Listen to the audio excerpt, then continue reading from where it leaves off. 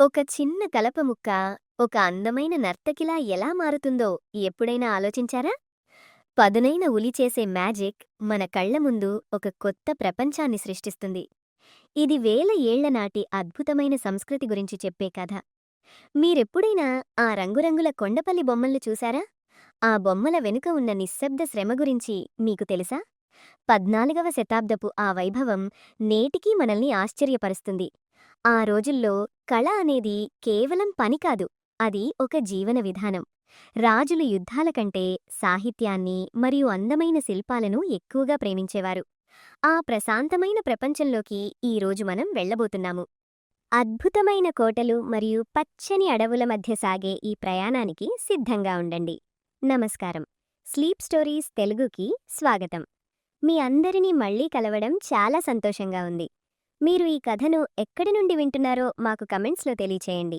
మీరు హైదరాబాద్, విశాఖపట్నం, బెంగళూరు లేదా ఇతర ఏ ఊరి నుండి వింటున్నారో మాకు తెలుసుకోవాలనుంది.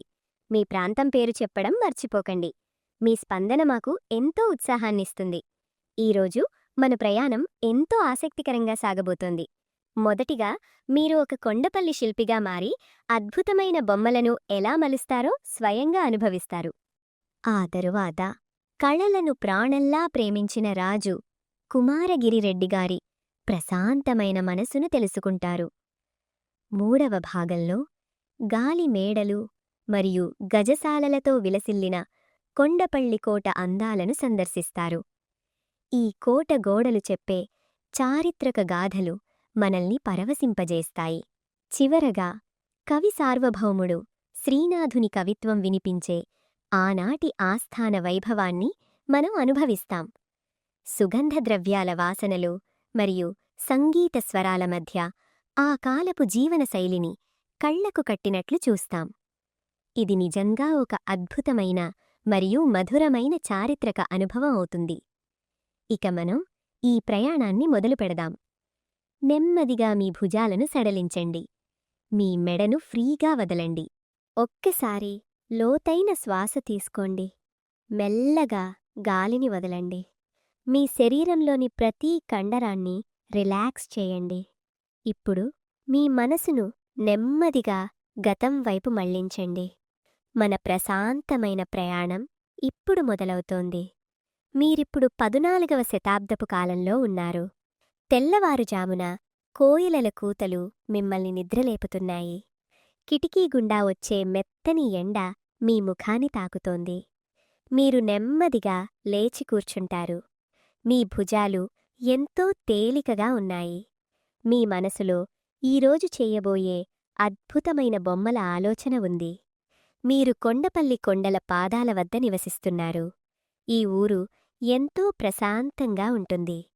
ప్రతి ఇంట్లోనూ ఏదో ఒక కళ వికసిస్తూ ఉంటుంది. మీరు మీ చేతులతో అద్భుతాలు సృష్టించే శిల్పి. ఈరోజు మీరు అడవిలోకి వెళ్ళి కలపను సేకరించాలి. మీరు మెల్లగా నడక మొదలు పెడతారు. దారి పొడవునా పచ్చని చెట్లు మీకు స్వాగతం పలుకుతాయి. నేలమీద ఉన్న ఎండుటాకుల మీద మీ అడుగుల శబ్దం వినపడుతోంది. ఇది ఒక మధురమైన సంగీతంలా ఉంది. మీరు అడవిలోని పొనికి చెట్ల వద్దకు చేరుకుంటారు. ఈ కలప ఎంతో తేలికగా ఉంటుంది. దీని రంగు తెల్లగా ఉంటుంది. మీరు సరైన కొమ్మను ఎంచుకుంటారు. ఆ చెక్క స్పర్శ ఎంతో నునుపుగా ఉంది. ఆ కలపను మోయడం మీకు అస్సలు కష్టమనిపించదు. అదొక పక్షి ఈకలాగా ఎంతో తేలికగా ఉంటుంది. మీరు తిరిగి మీ ఇంటికి చేరుకుంటారు. మీ ఇంటి ముందు ఉన్న అరుగుమీద కూర్చుంటారు. చుట్టూ గాలి చల్లగా వీస్తోంది. మీ చేతిలో పదునైన ఉలి ఉంది. మీరు ఆ కలప ముక్కను జాగ్రత్తగా చూస్తారు. అందులో ఒక అందమైన నర్తకి దాగి ఉన్నట్లు మీకు అనిపిస్తుంది. మీరు మెల్లగా చెక్కడం మొదలుపెడతారు. టక్ టక్ అనే శబ్దం లయబద్ధంగా వినిపిస్తోంది. మీ చేతులు ఎంతో నైపుణ్యంతో కదులుతున్నాయి. మీ వేళ్లమీద చెక్క పొట్టు పడుతోంది. ఆ పొట్టు ఎంతో మెత్తగా పత్తిలా ఉంది. ఆ కొత్త కలప వాసన మీ ప్రాణాన్ని తాకుతోంది. అది ఎంతో స్వచ్ఛంగా మరియు సహజంగా ఉంది. ఒక్క నిమిషం మీ పనిని ఆపి మీ చేతులను గమనించండి. మీ అరచేతులు ఎంత వెచ్చగా మరియు శక్తివంతంగా ఉన్నాయో చూడండి. మీ శ్వాస నిలకడగా సాగుతోంది. మీరిప్పుడు పూర్తిగా ఈ పనిలో నిమగ్నమై ఉన్నారు. ఏ తొందర లేదు, ఏ ఆందోళన లేదు. కేవలం మీరు మరియు మీ కళ మాత్రమే ఉన్నారు. బొమ్మ ఆకారం మెల్లగా కనిపిస్తోంది. అదొక ఏనుగు కావచ్చు, లేదా ఒక అందమైన పళ్ళకి కావచ్చు. మీరిప్పుడు చింతపిక్కల గుజ్జును తయారు చేస్తారు. దీన్ని రంగులద్దడానికి జిగురుగా వాడుతారు. ఆ గుజ్జు జిగురుగా ఉన్నా దాని వాసన మట్టిని గుర్తుచేస్తుంది. మీరు సహజమైన రంగులను ఉపయోగిస్తారు. పసుపు రంగు కోసం పసుపు కొమ్ములను ఉపయోగిస్తారు. ఆకుపచ్చ రంగు కోసం ఆకుల రసాన్ని కలుపుతారు. ఆ రంగులు ఎంతో ప్రకాశవంతంగా ఉన్నాయి. మీరు బొమ్మకు రంగులు వేస్తుంటే అది ప్రాణం పోసుకున్నట్లు అనిపిస్తుంది. మీ కళ్లకు ఆ రంగుల ప్రకాశం ఎంతో హాయినిస్తుంది. సాయంత్రం అవుతోంది. ఎండ మెల్లగా తగ్గుతోంది. మీరు తయారు చేసిన బొమ్మలను వరసగా ఎండలో పెడతారు. సాయంత్రపు చల్లని గాలి ఆ బొమ్మలను తాకుతోంది. మీరు ఆ బొమ్మలను చూసి ఎంతో తృప్తిగా ఫీలవుతారు. మీ కష్టం ఒక అందమైన రూపంగా మారింది. మీరు మీ చేతులను శుభ్రం చేసుకుంటారు. ఈ రోజంతా మీరు ఎంతో ప్రశాంతంగా గడిపారు. మీ మనసు నిండా కృతజ్ఞత నిండి ఉంది. ప్రకృతి ఇచ్చిన కలపతో మీరు అందాన్ని సృష్టించారు. గాలిలో ఇప్పుడు మల్లెపూల వాసన వస్తోంది. పక్షులు తమ గూళ్లకు చేరుకుంటున్నాయి. మీరు మీ అరుగుమీద విశ్రాంతి తీసుకుంటున్నారు. మీ శరీరం ఇప్పుడు ఎంతో నిశ్చలంగా ఉంది. మీ కళ్ళు మెల్లగా బరువెక్కుతున్నాయి. చుట్టూ ఉన్న నిశ్శబ్దం మిమ్మల్ని ఆవహిస్తోంది. ఈ కళను ఎంతగానో ఆదరించిన రాజు కుమారగిరిరెడ్డి గురించి ఇప్పుడు తెలుసుకుందాం. ఆ రోజుల్లో కొండవీటి సామ్రాజ్యాన్ని కుమారగిరిరెడ్డిగారు పాలిస్తున్నారు. ఆయన ఒక గొప్ప రాజు మాత్రమే కాదు. ఆయన హృదయం నిండా కళాతృష్ణ ఉండేది. ఉదయాన్ని పక్షుల కిలకిల రావాలతో ఆయన నిద్ర లేచేవారు. ఆయన నివసించే అంతఃపురం ఎంతో ప్రశాంతంగా ఉండేది. గాలిలో మల్లెపూల పరిమళం ఎప్పుడూ వ్యాపించి ఉండేది. సన్నని పట్టువస్త్రాలు ధరించి ఆయన అరుగుమీద కూర్చునేవారు. చుట్టూ ఉన్న తోటలోని పచ్చదనం ఆయన కళ్లకు హాయినిచ్చేది. ఆయన మనసు ఎప్పుడూ కొత్త ఆలోచనలతో నిండి ఉండేది. యుద్ధాల కంటే ఆయనకు శాంతి అంటేనే ఎక్కువ ఇష్టం. సామ్రాజ్యాన్ని విస్తరించడం కంటే సంస్కృతిని కాపాడటం ముఖ్యమనుకునేవారు. ఆయన చేతిలో ఎప్పుడూ ఒక తాళపత్ర గ్రంథం ఉండేది. నాట్యం మీద ఆయనకున్న మక్కువ చాలా గొప్పది. ఆ మక్కువతోనే ఆయన వసంతరాజీయం అనే గ్రంథాన్ని రాశారు. అది నాట్యశాస్త్రానికి ఒక మణిహారంలాంటిది. అక్షరాలు రాస్తున్నప్పుడు ఆయన ఎంతో ఏకాగ్రతతో ఉండేవారు. గంటం చేసే శబ్దం ఆ గదిలో లయబద్ధంగా వినిపించేది. ఆ సమయంలో ఆయన ముఖంలో ఒక తెలియని తేజస్సు ఉండేది. ఇప్పుడు ఒక్కసారి మీ శ్వాసను గమనించండి. ఆయనలాగే మీరు కూడా ప్రశాంతంగా ఉండండి. మీ భుజాలను నెమ్మదిగా సడలించండి. మీ మనస్సును నిలకడగా ఉంచుకోండి. కుమారగిరిరెడ్డిగారికి వసంతకాలం అంటే చాలా ఇష్టం. ప్రతి ఏటా ఆయన వసంత ఉత్సవాలను ఘనంగా జరిపేవారు. అందుకే ప్రజలు ఆయనను ప్రేమతో వసంతరాయ అని పిలిచేవారు. ఆ ఉత్సవాల్లో రంగులు, సంగీతం మరియు నాట్యం వెల్లివిరిసేవి. కోట మొత్తం పూల తోరణాలతో అలంకరించబడి ఉండేది. దూర ప్రాంతాల నుండి కళాకారులు అక్కడికి వచ్చేవారు. వారికి ఆయన ఎంతో గౌరవంతో ఆతిథ్యమిచ్చేవారు. కళాకారుల కళ్లల్లో ఆనందం చూడటం ఆయనకు ఎంతో తృప్తినిచ్చేది. కొండపల్లి బొమ్మలు చేసే శిల్పులను ఆయన ఎంతో ఆదరించారు. వారి నైపుణ్యాన్ని చూసి ఆయన అబ్బురపడేవారు. రాజుగారి ఆదరణతో ఆ కళ మరింతగా వికసించింది. ఆయన కేవలం రాజు మాత్రమే కాదు, ఒక గొప్ప కవి కూడా. ఆస్థానంలో కవుల మధ్య జరుగుతున్నప్పుడు ఆయన సంతోషించేవారు. శ్రీనాథునిలాంటి కవి సార్వభౌముడి కవిత్వాన్ని ఆయన ఎంతో ఆస్వాదించేవారు. కవిత్వం వింటున్నప్పుడు ఆయన ప్రపంచాన్నే మరచిపోయేవారు. ఆ శ్లోకాలలోని మాధుర్యం ఆయన మనసును తేలికపరిచేది. ఆయన పాలనలో ప్రజలు ఎంతో సుఖంగా ఉండేవారు. పంటలు సమృద్ధిగా పండేవి. చెరువులు నీళ్లతో నిండి ఉండేవి. ప్రజల కోసం ఆయన ఎన్నో కొత్త చెరువులను తవ్వించారు. దేవాలయాల నిర్మాణం చేపట్టి ఆధ్యాత్మికతను పెంచారు. ఆయన మనసు ఒక చల్లని సముద్రంలాంటిది. అందులో ఎప్పుడూ అనవసరమైన అలజడి ఉండేది కాదు. సాయంత్రం వేళల్లో ఆయన కోట బురుజుమీద నిలబడేవారు. అస్తమిస్తున్న సూర్యుని కాంతిలో కోట బంగారు రంగులో మెరిసేది. ఆ దృశ్యాన్ని చూస్తూ ఆయన ఎంతోసేపు మౌనంగా ఉండేవారు. ఆ మౌనంలోనే ఆయనకు ఎన్నో గొప్ప భావాలు కలిగేవి. మీ శరీరం ఇప్పుడు ఎంతో విశ్రాంతిగా ఉంది. మీ కండరాలు అన్నీ సడలిపోతున్నాయి. గాలి మెల్లగా మీ చర్మాన్ని తాకుతోంది. కుమారగిరి రెడ్డిగారి ప్రశాంతత ఇప్పుడు మీకు కూడా అందుతోంది. ఆయన కళ్ళు నెమ్మదిగా మూసుకొని ప్రకృతిని అనుభవిస్తున్నారు. రాజుగా ఉన్న ఆయన జీవనశైలి ఎంతో సరళంగా ఉండేది. ఖరీదైన ఆభరణాల కంటే పుస్తకాలనే ఆయన ఎక్కువగా ప్రేమించారు. పండితుల గోష్ఠిలో గడపడం ఆయనకు ఒక పండుగలా ఉండేది. ఆయన నవ్వు ఎంతో మృదువుగా ఉండేది. ఆ నవ్వు చుట్టూ ఉన్నవారికి ధైర్యాన్ని ఇచ్చేది. ఒక రాజు తన ప్రజలను బిడ్డల్లా ఎలా చూసుకోవాలో ఆయన నిరూపించారు. ఆయన రాజ్యంలో ఎక్కడ చూసినా కళాకారుల శబ్దాలే వినిపించేవి. శిల్పుల ఉలిల శబ్దాలు, కవుల పద్యాల నాదాలు గాలిలో కలిసిపోయేవి. సామ్రాజ్యమంటే కేవలం భూమి కాదు, అది ఒక అందమైన కావ్యం అని ఆయన నమ్మేవారు. ఆ కావ్యాన్ని ఆయన తన పాలనతో అద్భుతంగా రాశారు. ఆయన పేరు చరిత్రలో ఒక సువర్ణ అధ్యాయంగా మిగిలిపోయింది. కళలను, కవులను ఆదరించిన ఆ గొప్ప రాజు వారసత్వం నేటికీ ఉంది. ఆయన మనసులోని ప్రశాంతత ఆ రాజ్యమంతటా ప్రతిధ్వనించేది.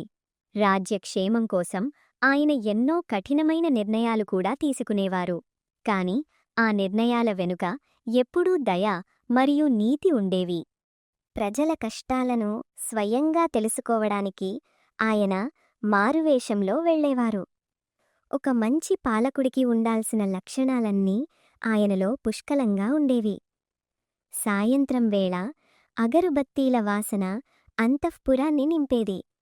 ఆ వాసన ఎంతో మనోహరంగా మరియు ప్రశాంతంగా ఉండేది.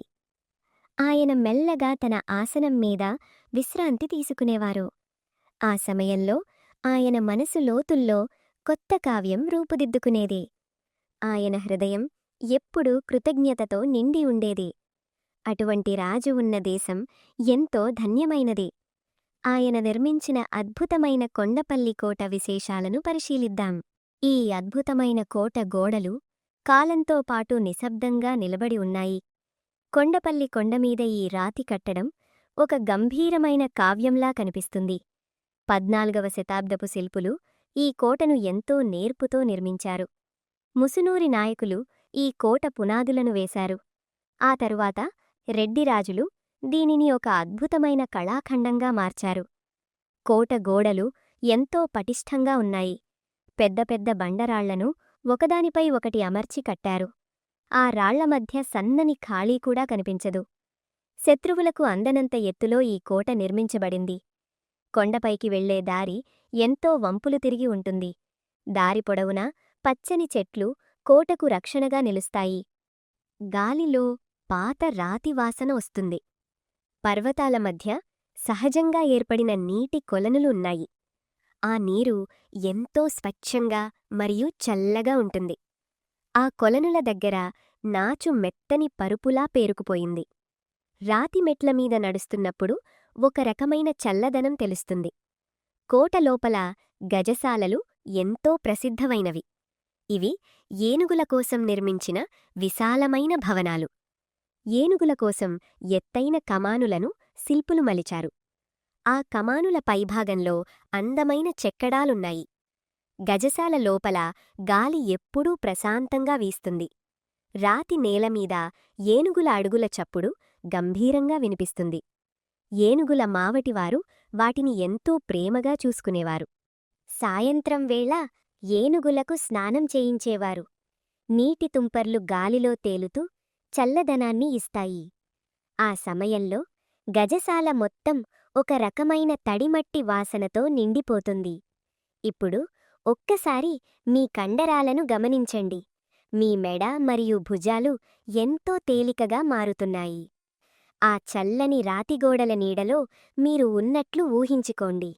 మీ శ్వాస నెమ్మదిగా మరియు నిలకడగా సాగుతోంది. కోట బురుజుల మీద నుండి చూస్తే కృష్ణానది మెరుస్తూ కనిపిస్తుంది. నది నీరు సూర్యకాంతిలో వెండిలా మెరుస్తుంది. దూరంగా ఉన్న పొలాలు ఆకుపచ్చని తివాచీలా కనిపిస్తాయి. కోట లోపల నివసించే సైనికులు ఎంతో క్రమశిక్షణతో ఉండేవారు. వారు తమ ఆయుధాలను నిశ్శబ్దంగా శుభ్రం చేసుకునేవారు. ఇనుప కత్తుల మీద పడే వెలుతురు మెరుస్తూ ఉంటుంది. కోటలోపల చిన్న చిన్న వీధులున్నాయి. అక్కడ సేవకులు తమ దైనందిన పనుల్లో నిమగ్నమై ఉండేవారు. రాజసౌధాల నుండి మల్లెపూల సువాసన వస్తూ ఉంటుంది.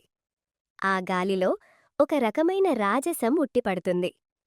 కోట గోడల మీద ఉన్న శిల్పాలు యుద్ధగాథలను చెబుతాయి.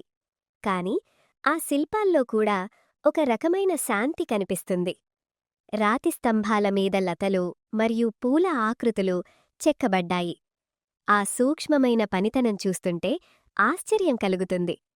సాయంత్రమవుతుంటే కోటమీద పక్షుల సందడి మొదలవుతుంది. వేల సంఖ్యలో పక్షులు తమ గూళ్లకు చేరుకుంటాయి. వాటి రెక్కల చప్పుడు గాలిలో లయబద్ధంగా వినిపిస్తుంది. కోట లోపల ఉన్న గాలిమేడలు ఎంతో వింతగా ఉంటాయి. అక్కడ గాలి నిరంతరం వీస్తూనే ఉంటుంది. కిటికీల గుండా వచ్చే చల్లని గాలి మనసును సేదతీరుస్తుంది. కోటలోని రాతిగోడలు పగటి వేడిని పీల్చుకుంటాయి. రాత్రివేళ ఆ రాళ్ళు వెచ్చదనాన్ని విడుదల చేస్తాయి. ఆ వెచ్చదనం ఎంతో హాయిగా మరియు సుఖంగా ఉంటుంది. ఇప్పుడు మీ పాదాలను నెమ్మదిగా కదిలించి రిలాక్స్ అవ్వండి. మీ మనసు ఆ కోటలోని ప్రశాంతతలో కలిసిపోతోంది. ఎటువంటి ఆందోళన లేని ఒక సురక్షితమైన ప్రదేశం ఇది.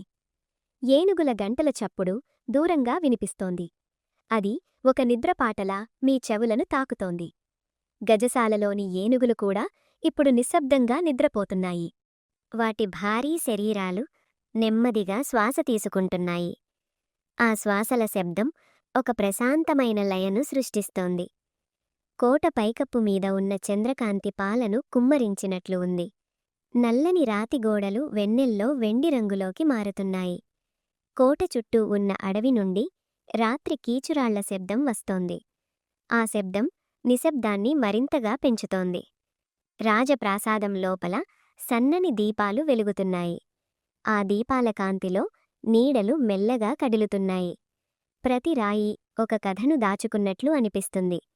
ఈ కోట కేవలం రాళ్ల కట్టడం కాదు, ఇది ఒక జాతి సంస్కృతికి మరియు ధైర్యానికి ప్రతీక. ఇక్కడ గడిపిన ప్రతి క్షణం ఎంతో విలువైనది. గాలిలో ఇప్పుడు సాంబ్రాణి పొగ వాసన వస్తోంది. ఆ వాసన మీ మనస్సును మరింత ప్రశాంతంగా మారుస్తోంది.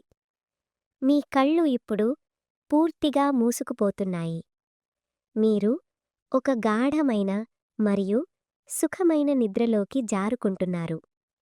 ఈ కోట నీడలో విలసిల్లిన విలాసవంతమైన జీవనశైలిని గమనిద్దాం. ఈ కోట నీడలో విలసిల్లిన విలాసవంతమైన జీవనశైలిని గమనిద్దాం. రాజప్రాసాదం లోపల వాతావరణం ఎంతో ఆహ్లాదకరంగా ఉంటుంది. గాలిలో ఎప్పుడూ చందనం మరియు అగరుబత్తీల సువాసన వ్యాపించి ఉంటుంది. ఆస్థానంలో ఉన్న మంత్రులు మరియు అధికారులు తెల్లని పట్టు వస్త్రాలు ధరిస్తారు. ఆ వస్త్రాలు ఎంతో నునుపుగా మరియు మెరిసేవిగా ఉంటాయి. వారి కదలికల్లో ఒక రకమైన నిశ్శబ్దమైన గౌరవం కనిపిస్తుంది. ఆస్థాన కవి శ్రీనాథుడు తన కవిత్వంతో అందరినీ మంత్రముగ్ధులను చేస్తారు. వెన్నెల రాత్రుల్లో ఆస్థానంలో కవితాపఠనం జరుగుతుంది. కవి సార్వభౌముడు తన గంభీరమైన కంఠంతో పద్యాలు చదువుతారు. ఆ పద్యాలలోని పదాలు ముత్యాల వలె మెరుస్తాయి. రాజుగారు మరియు మంత్రులు ఆ కవిత్వాన్ని తల ఊపుతూ ఆస్వాదిస్తారు. ఆ సమయంలో సభ అంతా నిశ్శబ్దంగా ఉంటుంది. కేవలం కవి గొంతు మాత్రమే గాలిలో మారుమోగుతుంది. ఆ శబ్దాలు వింటుంటే మనసు ఎంతో ప్రశాంతంగా మారుతుంది. మంత్రులు తమ శరీరాలకు సుగంధ తైలాలను రాసుకుంటారు. ఆ తైలాల వాసన గులాబీలు మరియు మల్లెపూలను గుర్తుచేస్తుంది. ఆభరణాల ధారణ కూడా ఎంతో ప్రత్యేకంగా ఉంటుంది. బంగారు హారాలలో పొదిగిన రత్నాలు దీపపు కాంతిలో మెరుస్తాయి. ఆ మెరుపులు కళ్లకు హాయినిచ్చే రంగులను సృష్టిస్తాయి. నాట్యగత్తెలు తమ అభినయంతో ఆస్థానానికి కొత్త అందాన్ని ఇస్తారు. వారి కాళ్ల గజ్జల శబ్దం లయబద్ధంగా వినిపిస్తుంది. అది ఒక ప్రశాంతమైన జలపాతం లాంటి శబ్దంలా ఉంటుంది. ఇప్పుడు మీ శరీరంలోని బరువును గమనించండి. మీ పాదాలు మరియు వేళ్ళు పూర్తిగా రిలాక్స్ అవ్వనివ్వండి. ఆనాటి రాజభోగాల మధ్య ఉన్న ప్రశాంతతను మీలో నింపుకోండి. గాలిలో వినిపించే సన్నని వీణానాదాన్ని ఊహించుకోండి. ఆ సంగీతం మీ మనసులోని ఆలోచనలను మెల్లగా దూరం చేస్తుంది. కోట వెలుపల ప్రజల జీవితం కూడా ఎంతో సుఖంగా ఉంది. సామాన్యులు తమ భక్తిపూర్వకమైన పండుగలను జరుపుకుంటారు. జానపద కళాకారులు వీధుల్లో పాటలు పాడుతూ ఉంటారు. ఆ పాటలు మట్టివాసనను కలిగి ఉంటాయి. రాజులు మరియు ప్రజల మధ్య ఒక గొప్ప బంధం ఉంటుంది. పండుగ రోజుల్లో రాజమందిరం నుండి ప్రజలకు విందులిస్తారు. ఆ విందులలో రకరకాల పిండివంటల వాసనలు ఊరంతా వ్యాపిస్తాయి. బంగారు పళ్ళెములలో వడ్డించే రంగురంగుల పండ్లు నోరూరిస్తాయి. గోడల మీద వేలాడే పట్టుతెరలు గాలికి మెల్లగా ఊగుతున్నాయి. రాతి కట్టడాల మధ్య ఉన్న ఉద్యానవనాల్లో నీటి బుగ్గలు కులకుతున్నాయి. ఆ నీటి గలగలలు మనసునెంతో తేలికపరుస్తాయి. రాజకుమారులు విలువిద్యను అభ్యసించే మైదానాలు ఇప్పుడు నిశ్శబ్దంగా ఉన్నాయి. అయినప్పటికీ రాజులకు మరియు మంత్రులకు ఒక నిశ్శబ్దమైన బాధ్యత ఉంటుంది. రాజ్యరక్షణ మరియు సంస్కృతిని కాపాడాలనే ఆలోచన వారి మనసుల్లో ఉంటుంది. కాని ఆ బాధ్యత వారిని ఒత్తిడికి గురిచేయదు. వారు దానిని ఒక పవిత్రమైన ధర్మంగా భావిస్తారు. రాత్రి వేళల్లో రాజుగారు ఒంటరిగా నడుస్తూ రాజ్యక్షేమం గురించి ఆలోచిస్తారు. ఆ ఆలోచనల్లో కూడా ఒక రకమైన నిలకడ ఉంటుంది. ఆకాశంలోని నక్షత్రాలను చూస్తూ వారు ప్రశాంతంగా ఉంటారు. దీపాల కాంతి మెల్లగా తగ్గుతోంది. ఆస్థానంలోని కోలాహలమంతా సద్దుమణిగింది. ఇప్పుడు కేవలం చల్లని గాలి శబ్దం మాత్రమే వినిపిస్తోంది. అందరూ తమ తమ విశ్రాంతి గదులకు చేరుకుంటున్నారు. పట్టు పరుపుల మీద వారు నిశ్శబ్దంగా నిద్రిస్తున్నారు. ఆ పరుపులు ఎంతో మెత్తగా మరియు వెచ్చగా ఉంటాయి. బయట వెన్నెల కోట గోడలను మెల్లగా ముద్దాడుతోంది. కాలం ఇక్కడ ఆగిపోయినట్లు అనిపిస్తోంది. ఎటువంటి తొందర లేదు, ఎటువంటి ఆందోళన లేదు. కేవలం గాఢమైన నిశ్శబ్దం మాత్రమే ఉంది. ఆ నిశ్శబ్దంలో ఒక తెలియని మధురమైన శాంతి దాగి ఉంది. మీ శ్వాస ఇప్పుడు ఎంతో నెమ్మదిగా సాగుతోంది. మీరు ఆ రాజప్రాసాదంలోని చల్లదనంలో సేదతీరుతున్నారు. ప్రతి వస్తువు ఒక అద్భుతమైన కథను చెబుతోంది. ఆ కథలు మీ మనస్సును నిద్రలోకి నడిపిస్తున్నాయి. అంతఃపురం చుట్టూ ఉన్న అగడ్తలోని నీరు చంద్రబింబాన్ని ప్రతిబింబిస్తోంది. అక్కడక్కడా తామరపూలు గాలికి మెల్లగా ఊగుతున్నాయి. రాత్రి కావలివారు తమ కర్రలతో నేలమీద చేసే శబ్దం భరోసానిస్తోంది. ఆ శబ్దం మీకి ఎంతో సురక్షితమైన అనుభూతిని కలిగిస్తోంది. మీరిప్పుడు ఒక సుదూరమైన ప్రశాంత సామ్రాజ్యంలో ఉన్నారు. అక్కడ కేవలం కళలు మరియు గౌరవం మాత్రమే ఉన్నాయి. మీ మనసులోని ఆలోచనలన్నీ ఒకటొకటిగా కరిగిపోతున్నాయి. రాత్రి పక్షుల రెక్కల చప్పుడు ఎంతో దూరంగా వినిపిస్తోంది. ప్రాసాదం లోపలి స్తంభాల మీద ఉన్న చెక్కడాలు వెన్నెల్లో వింతగా మెరుస్తున్నాయి. ఆ ఆకృతులు మీ కళ్ల ముందు ఒక రంగుల ప్రపంచాన్ని సృష్టిస్తున్నాయి. మీ శరీరం ఇప్పుడు మంచం మీద ఎంతో తేలికగా ఉంది. మీరు ఒక మేఘం మీద తేలుతున్నట్లు అనిపిస్తోంది. గాలి ఎంతో స్వచ్ఛంగా మరియు చల్లగా ఉంది. ఆ గాలి మీ ఊపిరితిత్తులను నింపుతూ మిమ్మల్ని మరింత నిశ్చలంగా మారుస్తోంది. రెడ్లు రాజుల వైభవం కేవలం వారి ఆస్తుల్లో లేదు, అది వారు పెంచిన కళల్లో మరియు సాహిత్యంలో ఉంది. ఆ వైభవం ఒక వెలుగులా మారి ఇప్పటికీ మనల్ని ఆశ్చర్యపరుస్తుంది. ప్రతి రాయి ఒక పద్యంలా అనిపిస్తుంది. ప్రతి గాలి ఒక రాగంలా వినిపిస్తుంది. ఆ రాగాల మధ్య మీరు మెల్లగా కరిగిపోతున్నారు. మీ కనురెప్పలు ఇప్పుడెంతో బరువుగా ఉన్నాయి. వాటిని తెరవడం మీకు అసాధ్యంగా అనిపిస్తోంది. మీ మనసు ఆ కోటలోని చీకటి మూలల్లో ప్రశాంతంగా నిద్రపోతోంది. రేపటి గురించి ఎటువంటి ఆలోచన లేదు. కేవలం ఈ క్షణంలోని శాంతి మాత్రమే ఉంది. ఈ అందమైన చారిత్రక ప్రదేశం మిమ్మల్ని తన కౌగిట్లోకి తీసుకుంటోంది.